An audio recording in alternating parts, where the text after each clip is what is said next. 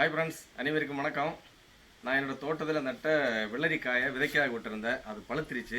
இந்த காயை பறித்து கொண்டு வச்சுருக்கிறேன் பாருங்கள். ஒரு பெரிய பெரிய காய். இது வந்து சாப்பிடக்கூடிய பழம் கிடையாது. சாம்பார் வெள்ளரிக்காய், அதாவது சமையலுக்கு பயன்படுத்தக்கூடியது.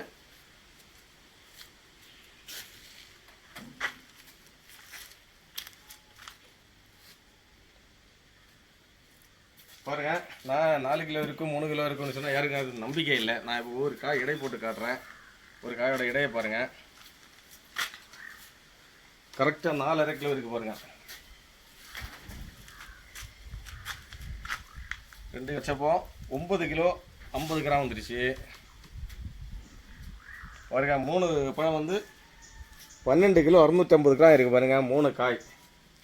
இது பழுத்து வாட அதோட வெயிட்டு குறைஞ்சிக்கிட்டே போகும், சுருங்கிடும். அதனால் ஒவ்வொரு கிலோ கண்டிப்பாக ஒவ்வொரு பழம் ஒவ்வொரு காய் ஒவ்வொரு கிலோட அதிகமாக இருக்கும். இப்போ நீங்களே பார்த்தீங்க, ஒரு காய் 4.5 கிலோ வெயிட் இருக்குது. சில பேருக்கு நம்பிக்கை இல்லை, அதனால் நான் ப்ரூவ் பண்ணி உங்கள்கிட்ட சொல்கிறேன். ஓகே, பிடிச்சிருந்தா லைக் பண்ண மறந்துடாதீங்க. Okay, bye by.